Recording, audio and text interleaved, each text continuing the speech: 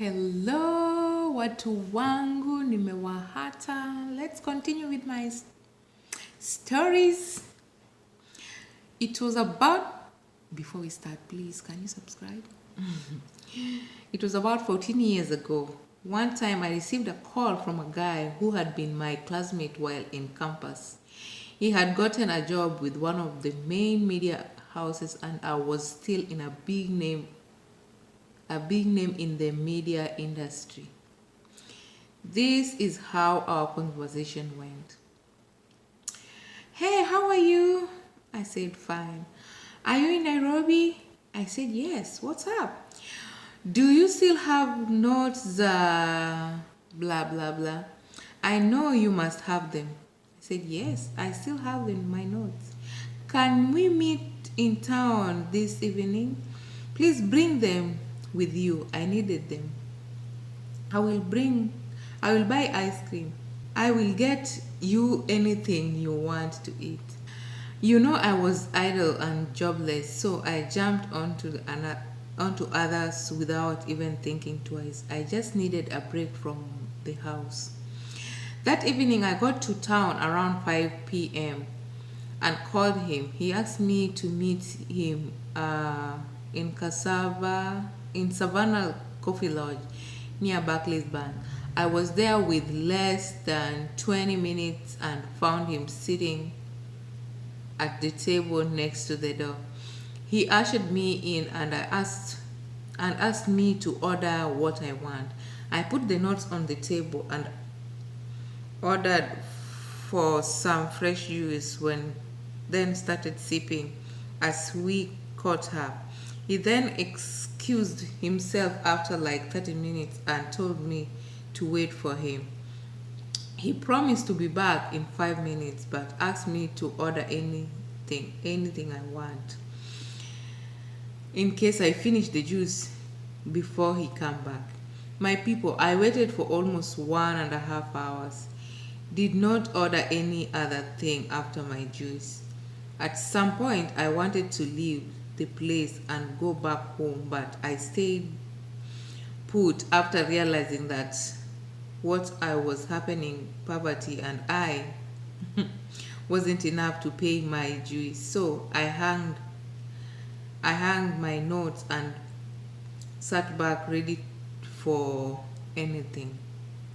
I almost jumped up in excitement when he finally walked in. But again, I was mad at him for keeping me there for that long. He seemed to be in a hurry, asked for the bill, and within no time asked that we leave. I did not want to question him much. After all, I was already pissed at him. I gave him the note and was about to let him buy when he asked me to take him to drop something. Then he would drop me at a bus stop. It was already dark and the street seemed lonely, so I obligated after he said it was only going to take few minutes. By the way, the guy was like 10 years older than I was. Remember, also I was big name in the media industry. I followed him like a daughter would follow the father to school. He went to the basement parking just next to the place. When we got there, we walked to a huge car like a Prado. I'm not good with cars. And he opened the door so that I could get in. I was busy laughing loud and our conversation and yelled, "Guy, why did you buy such a big car?" Before he could even answer me, I jumped into back left and he shut the door after me. Immediately, I saw someone in the driver's seat, and before I could ask who it was, my friend was already in, back right next to me. There was a few seconds of silence, then the guy in the driver's seat broke the silence. He turned back to us and said, "How are you, beautiful girl?"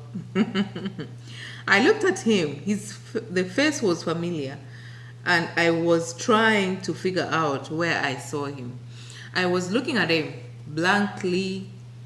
My friend here kept pinching me secretly on my thigh as if to alert me about something.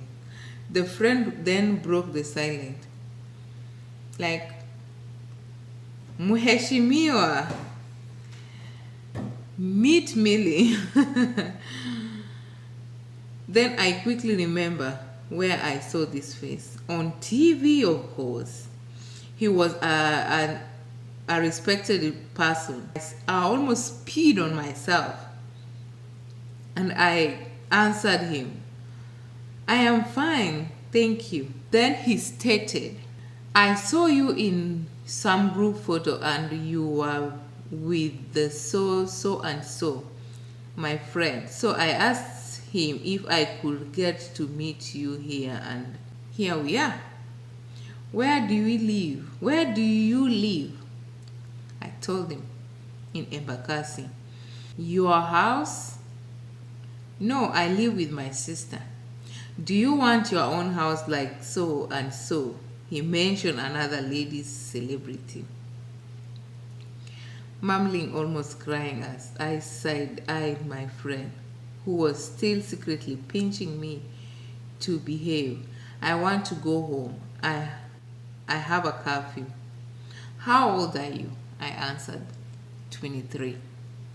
At that age, you should be driving your own car and living in your own house. I want to go home, I said. Where? That's when I saw the lion in him. What is wrong with you? I'm here trying to help you and you are busy telling me you want to go home. Who told you I also don't want to go home? That's when I knew the smelly stuff had hit me fun. I was just imagining the 7 p.m. news the following day would go like. The body of a middle-aged woman was discovered.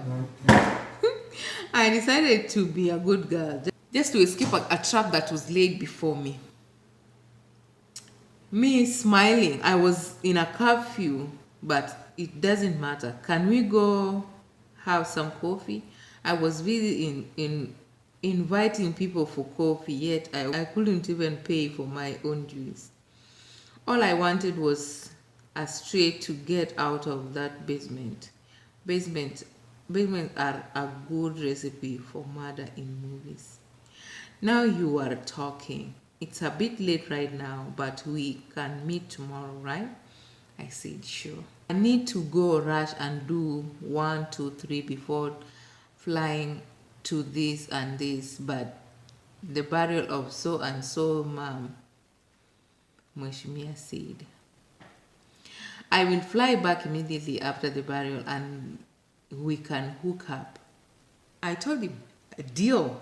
I will be waiting for you. Wish him how much I was lying. Take this and get a cab home. Let's meet tomorrow. He gave me 10k shillings. I grabbed it very fast. Then he bid me by, and both of me and my friend got off the car as my friend walked me out of the basement.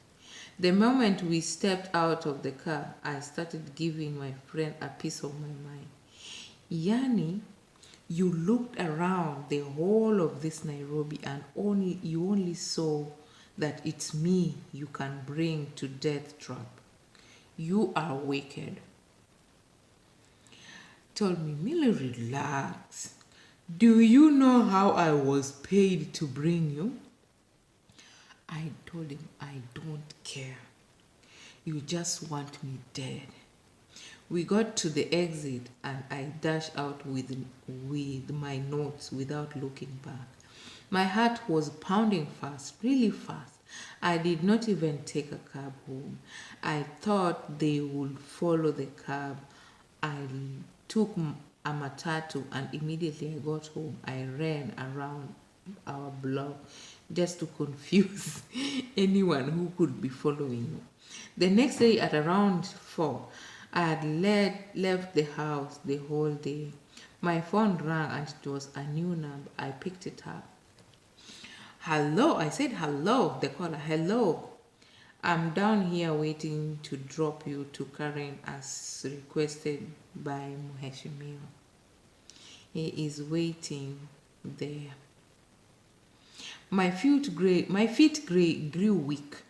Down where? How the hell did they even know where I live? I switched off my phone and went to the neighbor's house. My phone stayed off till night. I then called my then fiancé. I had really restrained myself from involving him, but from where it was, I had to. He quickly came for me and we went to his place. The next 2 weeks, were phone call after phone call after phone call after phone call, and which went unanswered. Then one day, my friend, the media guy, called me. I picked his call, and on the other end was Waheshimiwa. He told me I would die poor. Poor, poor, poor. Yani, on my end of the call, I was just whispering, it's okay. It's okay, Waheshimiwa. He would go like, you are stupid. And I said, okay, it's okay, Waheshimiwa. I did not want to anger him any further. I love my life. He never called again after that. I know some close friends of mine were known the character in question. I have washed my hand. Dear ladies, stay woke. I said stay woke. I just know that you are like chicks walking around and we have hawks flying over you. Keep one eye on the ground and the other right opposite. Otherwise, you will cry. Oh, hey, hi. Guys, do you like it? Subscribe, please. Bye.